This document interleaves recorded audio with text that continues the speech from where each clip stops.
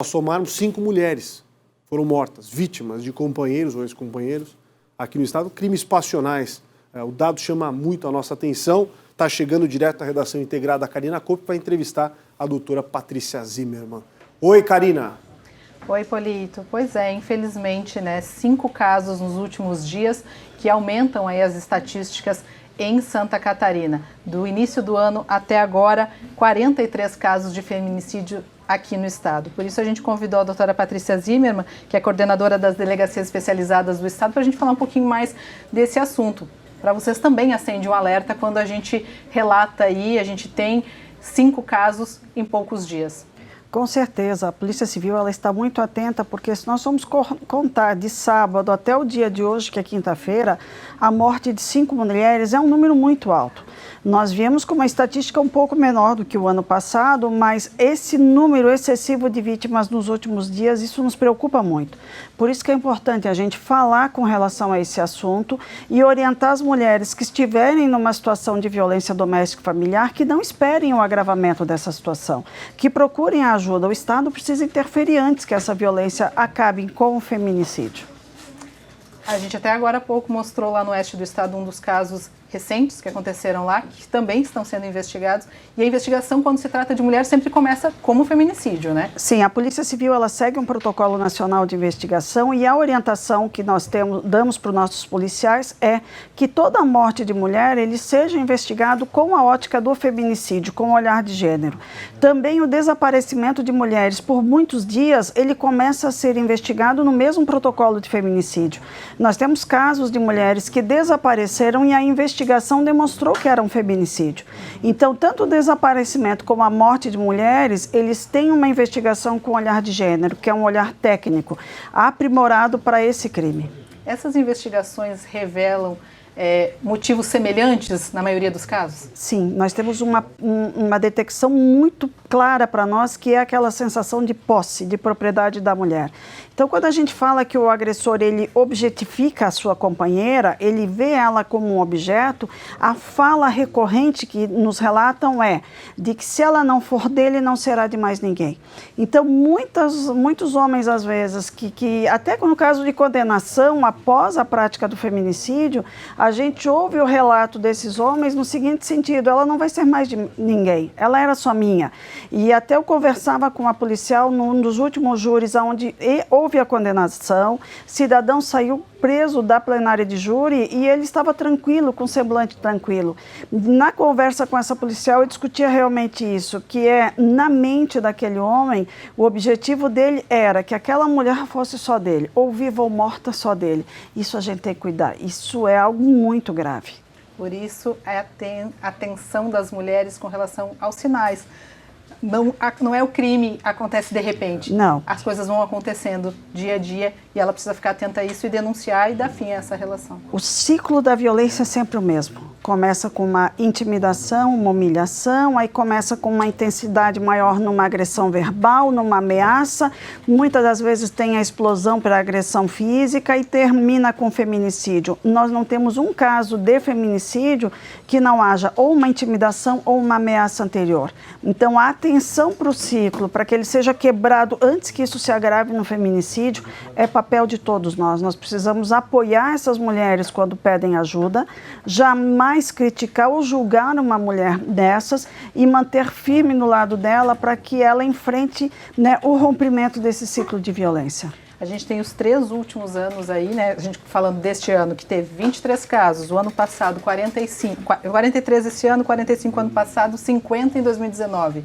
O que aconteceu nesses últimos anos para a gente ter esse aumento tão significativo? A gente vê aquela situação do machismo exagerado, da sensação de propriedade exagerada, e uma das coisas que a gente reflete é a atual condição em que a população está vivendo. Muitos com diminuição de emprego e renda, muitos com dificuldade financeira, muitas pessoas que perderam o estímulo de vida até em decorrência da pandemia. São situações anormais que podem agravar esse fenômeno. Por isso o pedido sentido para que as mulheres, já nos primeiros atos de violência, busquem a ajuda. Não, algumas mulheres nos dizem que ele é um bom marido, um bom companheiro, se não bebe, se não fica agressivo. A gente tem que interferir nessa situação para que ele não beba, para que ele não fique agressivo. Essa é o sinal de alerta que se dá. Por onde procurar essa ajuda? Por onde começar procurando ajuda? Por onde procurar pedindo ajuda. Por quê?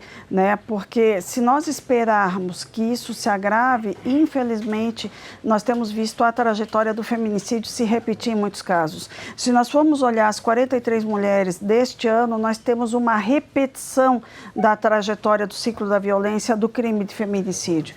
E algumas pessoas me perguntam, o feminicídio, ele é evitável? Com certeza é. Basta que a gente tenha atenção para os sinais da violência e procure a intervenção anterior. O cidadão, quando ele está no propósito de matar a sua companheira, aí entra a medida de proteção que a Polícia Civil adota, que é a representação pela prisão preventiva. Então, a prisão preventiva, ela faz com que muitos autores não cometam o feminicídio. Se o trabalho não fosse tão cuidadoso nesse sentido, esse número não seria de 43, nós teríamos mais do que o dobro de mulheres mortas. Por isso, para que a polícia possa agir na defesa dessas mulheres, atenção e cuidado anterior são necessários. Onde essas mulheres buscam ajuda? Nós podemos atendê-las através da Delegacia Virtual da Mulher, que é no site da Polícia Civil, também através do número 81, que é o número do Disque Denúncia, o WhatsApp 48 988 440011, ela também recebe as denúncias, ou indo presencialmente a uma delegacia de polícia. E um outro alerta que a gente quer dar, se a mulher está sendo agredida naquele momento, o melhor caminho é chamar o 190. O Serviço de Urgência e Emergência da Polícia Militar faz o socorro imediato a essas vítimas. Às vezes a mulher não tem condições de pedir socorro, um terceiro pode. Vamos auxiliar essas vítimas. Perfeito. Doutora Patrícia, muito obrigada pela conversa, pela entrevista e pelas orientações, né, Polito? É importante a gente falar sobre isso e principalmente deixar aberto esses canais de denúncia, onde as mulheres podem denunciar. Pode ser, e não precisa ser presencialmente, né? A gente tem esses canais de denúncia por WhatsApp, por telefone, pelo site, que facilitam bastante na hora da mulher conseguir fazer essas denúncias tão importantes para a gente não chegar aí a relatar casos de feminicídio aqui em Santa Catarina e tentar diminuir esses índices. Volto contigo aí no estúdio. Karina, quero aproveitar a oportunidade única de ter a doutora Patrícia com a gente aqui para fazer mais uma pergunta, já que ela está imersa nesse mundo e com certeza vai saber nos conceder uma reflexão sobre essa história. Doutora, a gente vê, apesar das tentativas de enrijecimento da lei, a própria Lei Maria da Penha está aí para provar, que ainda assim, com base nos dados que nós temos das últimas semanas, dos últimos dias, que houve um acréscimo. Onde é que a sociedade erra, delegada? Onde é que nós precisamos corrigir mais? A sensação de impunidade continua, não só em relação a crimes passionais, bem como em relação a crimes hediondos. Os números crescem, as leis teoricamente foram enrijecidas. Onde estão as falhas? Para onde que a gente tem que caminhar para tentar melhorar? Resolver não dá, né? Porque sociedade humana é humano, erra, comete crime, é terrível. Mas para onde nós devemos caminhar para melhorar de alguma forma esses números? Polito, muitas das mulheres, às vezes, elas não veem a situação de vulnerabilidade que se encontram, ou a situação de risco que se encontram. Às vezes elas pensam, ele não vai chegar a fazer isso, ele é o pai dos meus filhos. O que o estudo de casos tem demonstrado para a Polícia Civil? Que esses homens, eles não se importam em perder a vida ou a liberdade. Por quê? Porque nós temos um índice alto de suicídio de autores de feminicídio após o crime, eles tiram a própria vida, e a certeza da prisão, ela existe em Santa Catarina. Você acabou de relatar, o cidadão foi condenado e vai recorrer preso. Então, há um padrão, tanto da Polícia Civil como do Ministério Público do Poder Judiciário, em se tratando de crime de feminicídio, a prisão preventiva dos autores tem sido executada durante o curso do processo. Esse é um crime tão grave em que todo o sinal tem que ser observado como um sinal de risco real. Eu não posso dizer que aquele agressor ele não vai poder caminhar para um crime de feminicídio. A pessoa fica tão enlouquecida no momento da prática desse crime que ele não se importa em perder a vida, no caso do suicídio, ou perder a liberdade.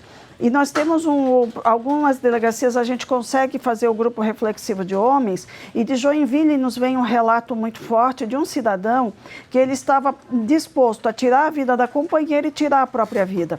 Durante a denúncia, né, durante a medida protetiva, o juiz determinou a obrigação dele comparecer aos grupos de reflexão. E os grupos reflexivos que são feitos na delegacia têm intermediação da psicóloga e também da universidade local, onde é dado espaço de fala para esses homens. Nesse espaço de fala é promovida a reflexão com relação aos crimes violentos contra as mulheres.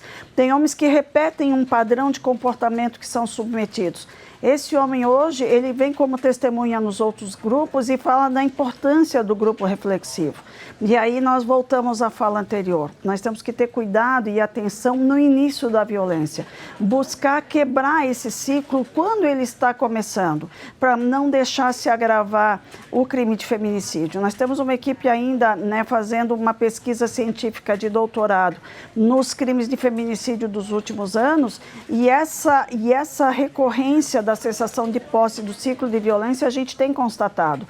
Por isso que fica aqui o desafio. Vamos olhar para a violência doméstica familiar primeiro, cuidar de proteção integral a essa mulher, sem censura, sem julgamento. Amparo para que ela se mantenha firme no propósito de rompimento desse ciclo, porque algumas mulheres retornam ao convívio com o agressor. Isso é fato relacionado à dependência psicológica de muitas delas. E por que não escutar esses homens nos grupos reflexivos? Não é todo homem que vai para o grupo reflexivo. O crime grave de tentativa de feminicídio ou feminicídio, o tratamento é outro. Mas quando começa na ameaça, na censura, nos primeiros atos de intimidação, ali é o momento da gente parar e conversar. Obrigado, doutora Patrícia Zimmermann, ao vivo com a gente aqui no Balanço Geral. Obrigado, doutora. Obrigado.